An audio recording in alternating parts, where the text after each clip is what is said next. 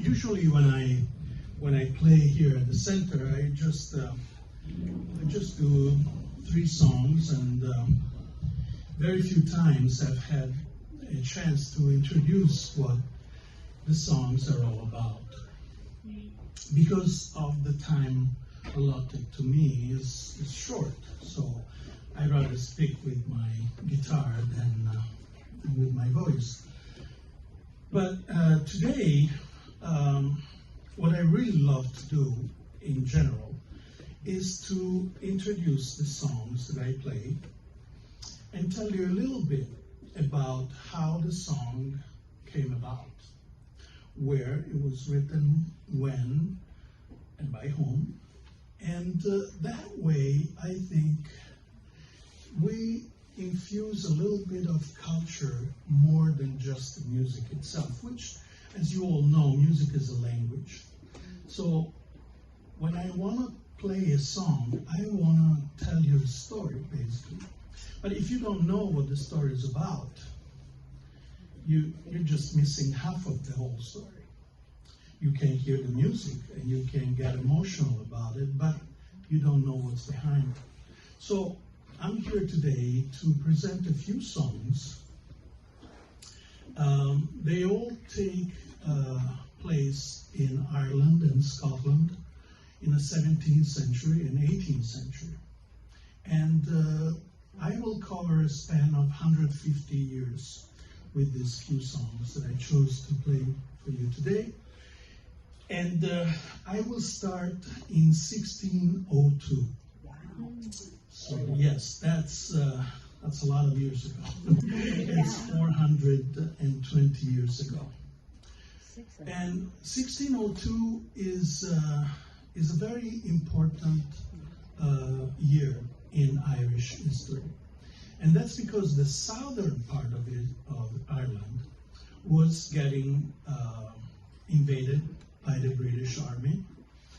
And especially on the southwest of Ireland, there is a county that is called County Cork. Mm-hmm. And County Cork has always been a very beautiful place, even for the Irish people. They all think County Cork is Ireland. The true green, emerald green Ireland is there. And County Cork has been the ancestral home of the O'Sullivan. And this is a clan that was ruling the southwestern part of Ireland. And Daniel O'Sullivan became the chieftain of his clan in 1589. And he was only 26 when he became the chieftains. And in 1601, that's when the British Army started invading Ireland. And he fought with everything he had, but the British Army was was much more aggressive than he could, resist it. So he decided to flee and take his whole clan, about 1,000 people, and march away from County Cork and take refuge in the north of Ireland, where the English people were not at the time. And this march was, it's called the O'Sullivan March, that's the title of the song. It was a brutal march because out of 1,000 people, only 35 arrived in the north. And that's due to, first of all, the British Army that was following them and killed them one by one. And mind you that there were children, older people, women. It wasn't just soldiers. And then the other problem was that Daniel O'Sullivan decided to leave without any preparation. So they didn't have any provisions for this march. And it was winter, and so the brutal cold and the famine. So anyway, out of 1,000, only 35 arrived at destination. And Daniel O'Sullivan ever since has become a hero, because they would have all died. Not even 35 would have been saved if it stayed in his own country. So this is a song that was written just right after 1602. That's the date of the actual march. And this song was one of the numerous songs that were written about Daniel O'Sullivan. So here is the O'Sullivan March.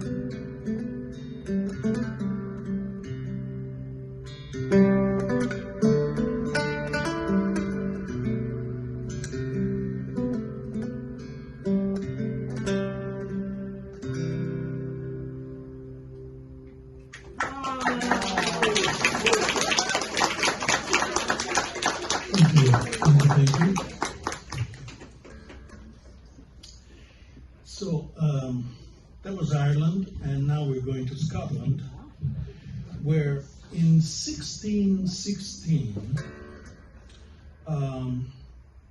a manuscript was compiled, and it was a number of songs written for lute.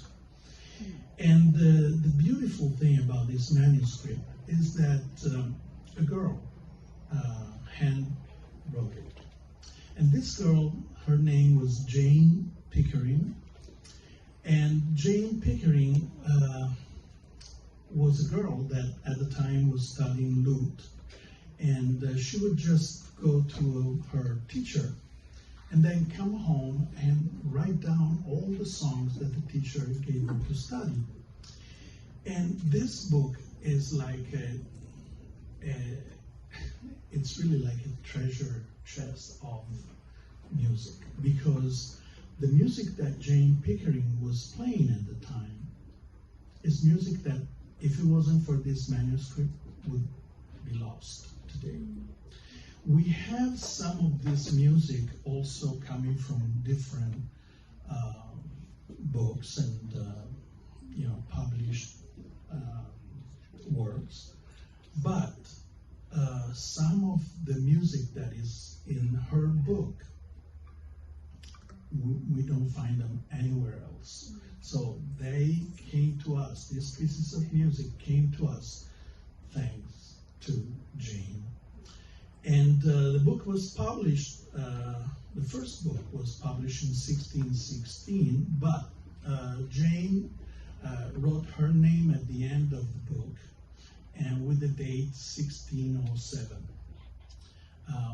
We know nothing of what happened to Jane Pickering. She's not alive anymore, we know that. But we don't know what happened to her.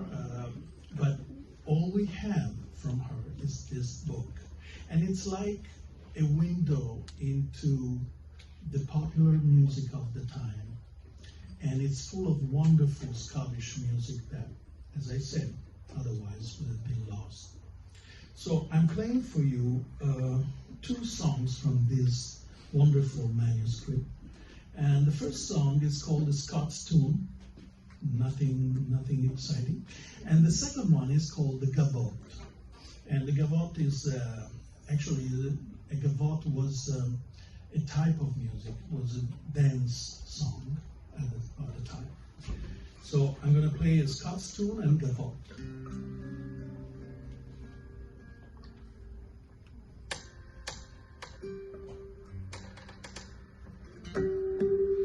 That's the problem with lutes.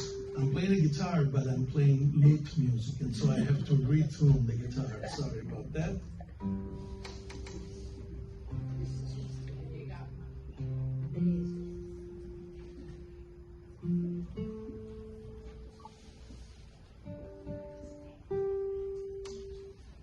Here we go.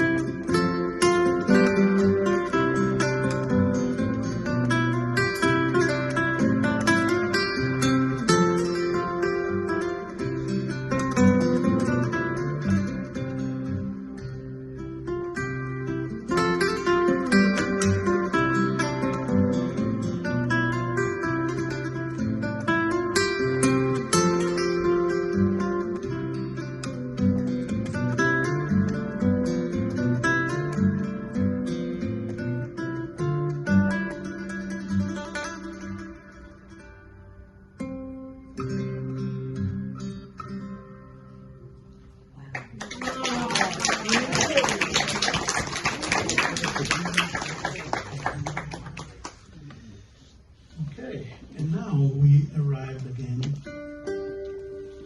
in Ireland with my favorite composer of Ireland of the 17th century. His name was Turlough O'Carolan. The few of you that have known me for a while know who this man was, because I play his music all the time. Yeah. Yes, even here, I've played his music for 20 years, just about. And the reason why this man is really was an incredible musician and composer and songwriter is that he had no idea how famous he would get after his death. He was just considering himself just a musician, nothing else, nothing to write home about. But the music that he composed at the time was not only very futuristic in a way, because he was writing in a way that nobody else at the time was writing, and so very modern. But not only that, he was influenced by Italian music of the time, Vivaldi and Scarlatti and all those wonderful musicians coming from Italy. But he was not per se a Baroque composer. In fact, most of his music is, you can consider it folk music, because it's really a traditional Irish music, jigs and reels and the whole thing. And also he had airs and laments and things that were typical of Ireland. So in a way, he is considered, even today, a folk musician and a composer. But in so many other ways, he's classical, totally classical. He can be really put together with Vivaldi and Bach and all the other guys, because he was very innovative in the things that he was writing. And that's why this man was so fabulous. The only problem was that because he didn't think of himself as somebody that would last in the history of music, he never wrote down any of his songs. And of course, there were no recorders back then. You couldn't record anything. So it was all traditionally, orally transmitted to the future generations. And Turlough O'Carolan was really, truly the last Irish bard. After him, the profession, so to speak, of being a bard and a storyteller and musician pretty much ended with him. And so he never wrote down his music. But we have about 214 pieces thanks to his son. The day that his father died, his son decided to write down his father's music, because by the time Turlo died, his music was everywhere in Ireland, and it was considered traditional music already.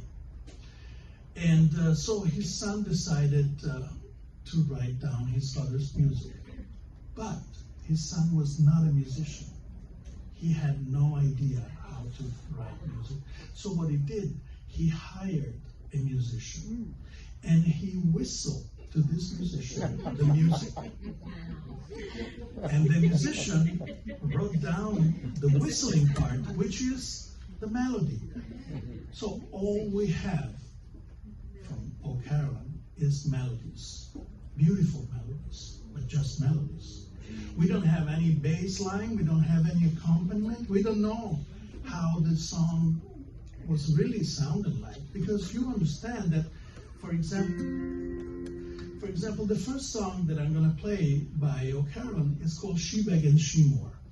Now, Shebeg and Shemore, all we have is this.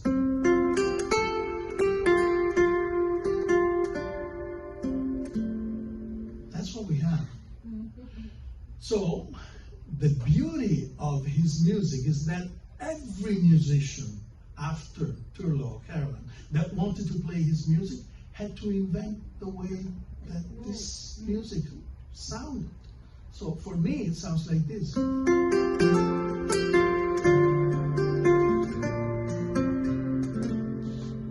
That's how I interpret it. But there are many people, many musicians that totally disregard what I do and do it completely different way. And because we only have the melodies of this music, so basically you can play this music in a rock and roll, in a reggae. I've heard Turlo O'Carolan in a reggae band. And you know, tango, you can make it a tango, you can make it anything you want. Now that, my friends, contributed to the universal quality of this musician's music. Because to this day, there's not one musician that hasn't encountered Turlo O'Carolan, because he's everywhere. He's in rock bands, blues bands, traditional Irish folk music, classical musicians. So he's so universal that he spoke to the whole world. And this man didn't even think that he was worth of anything like that. In fact, he died relatively poor, we could say. He was blind, and being blind back then meant that you either beg on the street or you become a musician. And he became a musician. Thank God for that. And he was born in 1670 and died in 1738.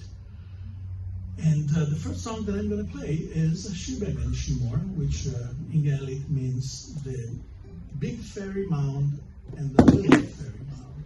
And it's a story about two fairy tribes that fight for the possession of this hill. And it's right in between the two fairy tribes. And if you go to Ireland, you can still see this hill. And on top of the hill, there is one tree, of course, an oak tree. And that tree is still, to this day, considered to be the house of fairies. Mm-hmm. So here we go with Shebeg and Shemore.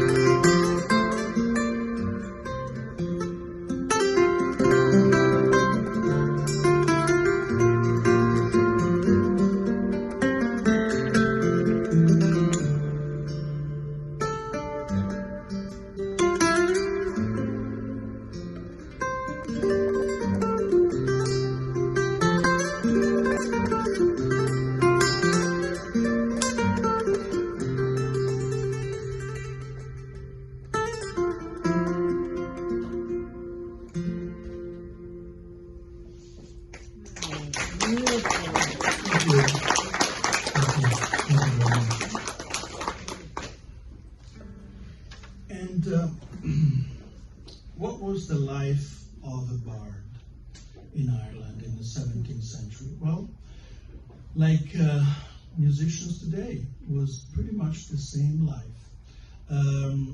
They would sell their art for almost nothing. And that was,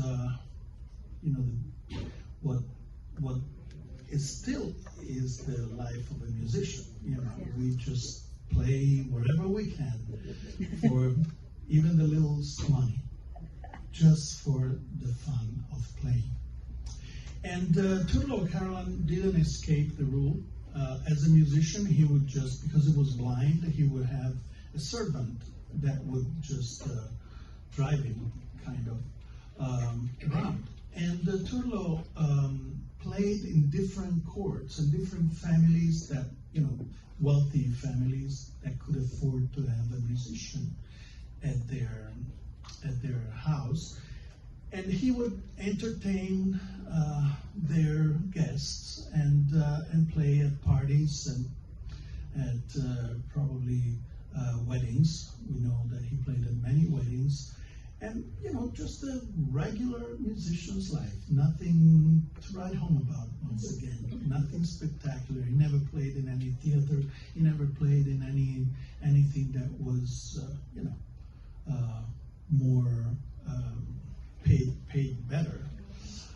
So he would just live the life of a musician, as I said. But you have to remember that a bard was never only a musician.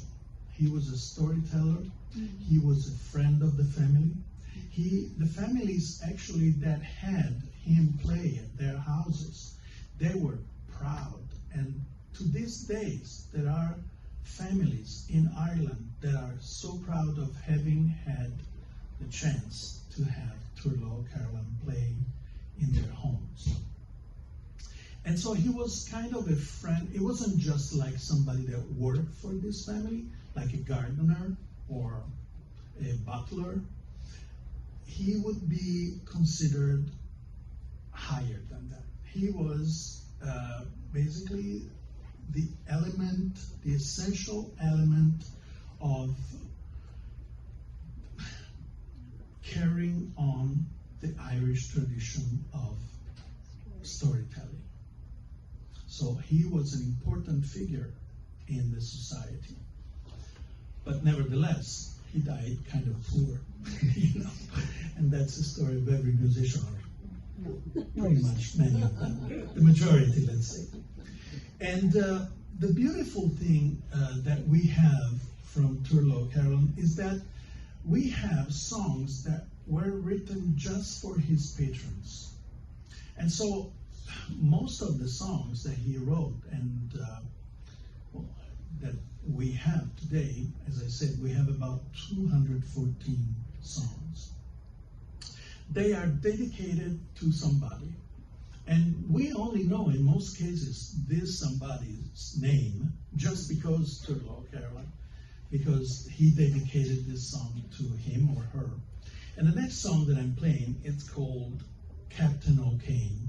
Captain O'Kane, we only know one thing, is that he was a captain, and he fought in the Flanders in the year 1685, between 1685 and 1712.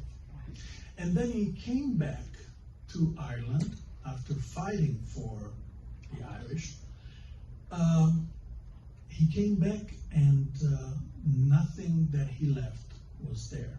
His property was confiscated because, you know, in Ireland during that period of time, the government changed and the Brits got in and they dispossessed everybody that had something. And so when he came back to Ireland, he was a poor man. He was wounded. Several wounds he had in that he had gotten in the wars that he was fighting, and he came back to being a beggar. And if it wasn't for Turlo Caroline that dedicated this song to him, we would know nothing of poor Captain O'Kane. So here we go with Captain O'Kane.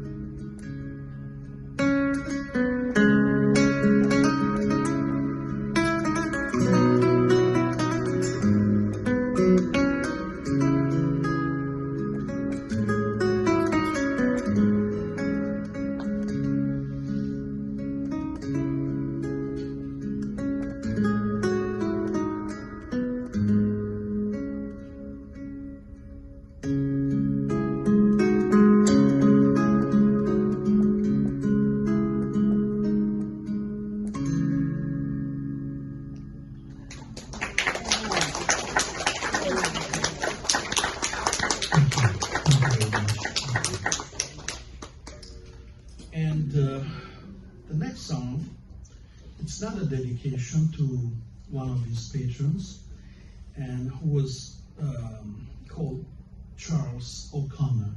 Now, Charles O'Connor was not only a patron of Turlough Carolyn's, but he was his best friend.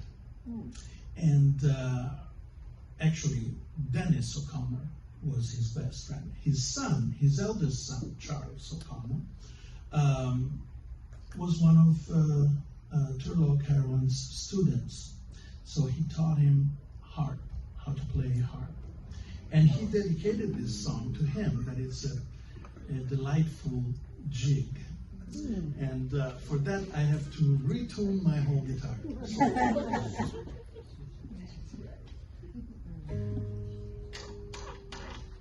This is part of the show. Yeah, it is. Yes. It's a necessary part. No, but we love it.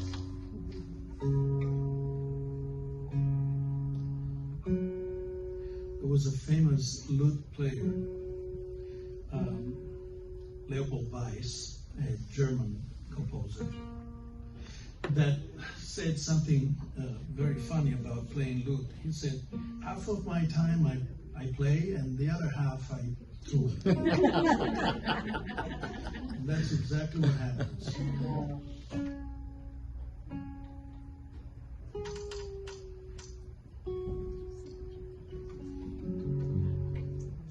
All right, it looks like we're done.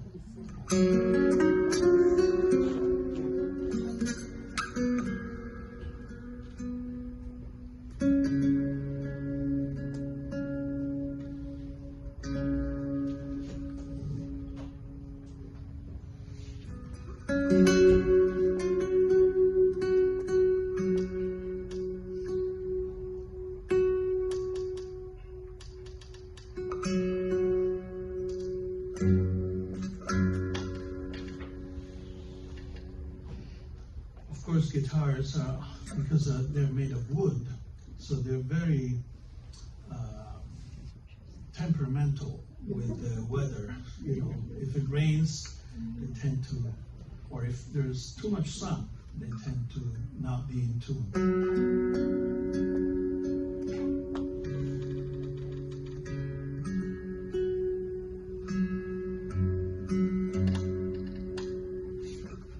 So here we go with Charles O'Connor.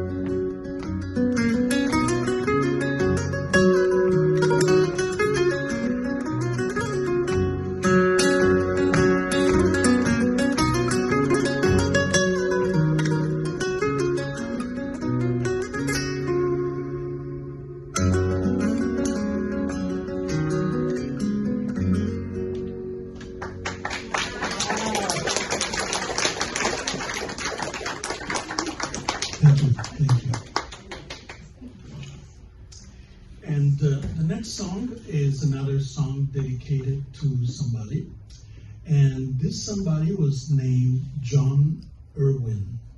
And the song is called Planxty Irwin.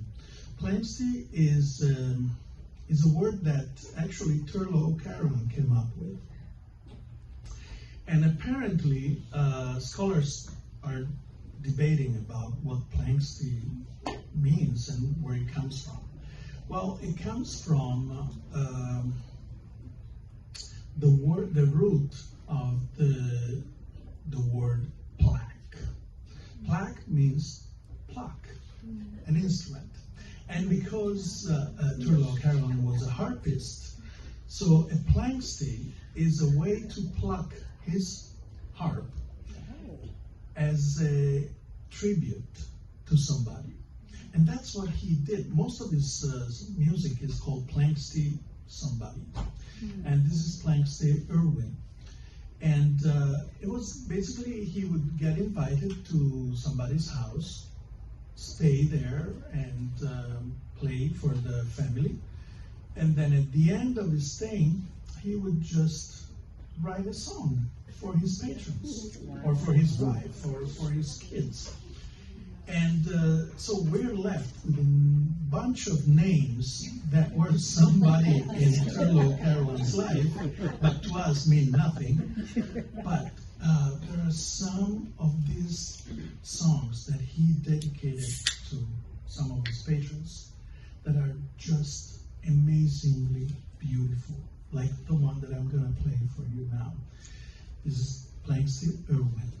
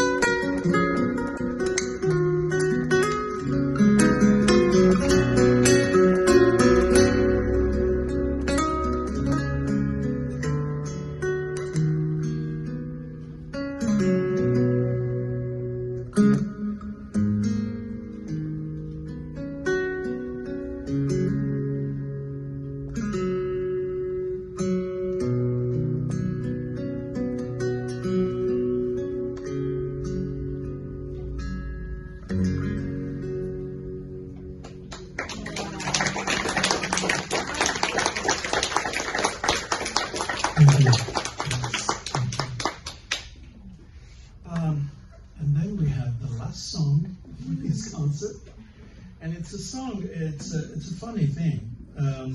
You all know who Bonnie Prince Charlie was. Okay, he was.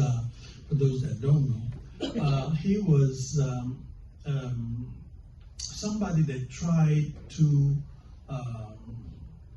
change who was at the throne of the English government, basically. And he tried, because he was one of the pretenders, actually the real pretender to the throne of England. And his name was Charles, and guess what? Today we have a Charles III, Yeah. but actually Charles III would have been somebody else if he only won the battles that he was engaged with. And but he didn't. He lost.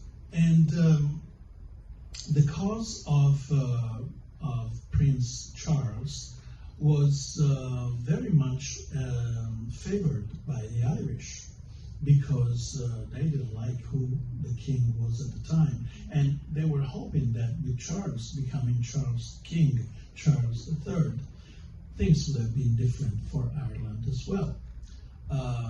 But as I said, Bonnie Prince Charlie lost.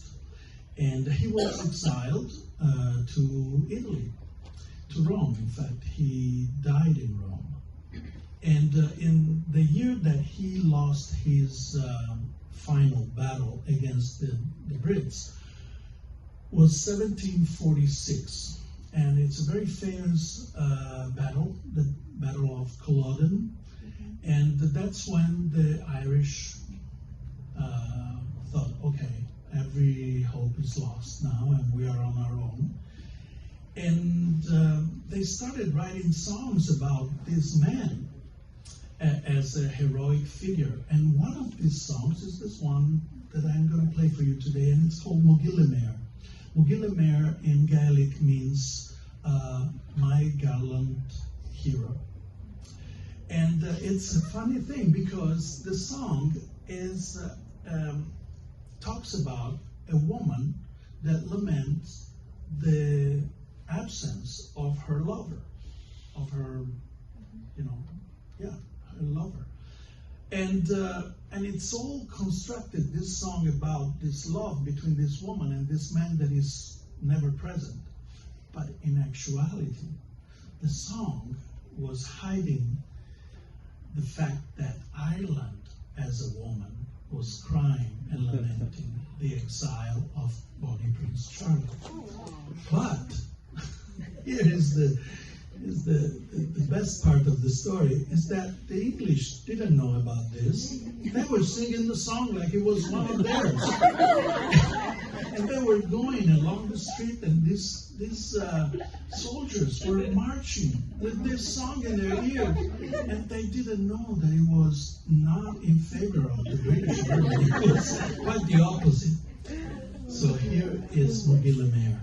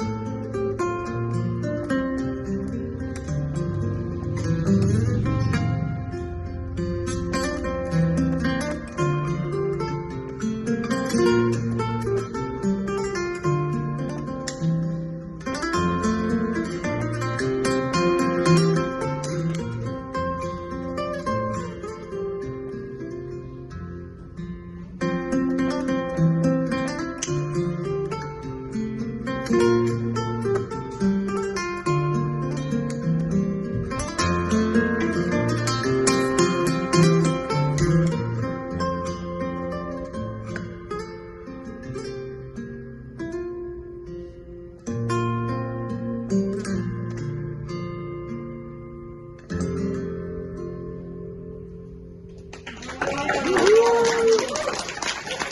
you very much. Thank you for being here and thank you for helping this wonderful place. And thank you. This is a magnificent place that taught me a lot, and I am in debt with these wonderful people for teaching me so much and helping me in a moment of need. And I just want to remember quickly somebody that was very dear to me, although I didn't have much time to spend with him. That was Patrick Kagan. And Patrick was of Irish descent, right? So he always loved my music, and that's the reason why I came here to this center, was because of Patrick. And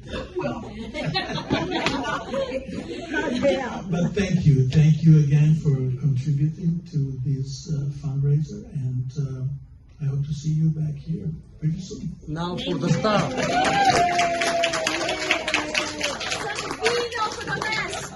For the star.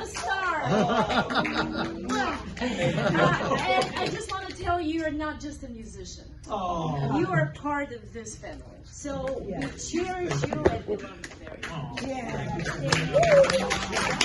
Thank you, everybody. Thank you.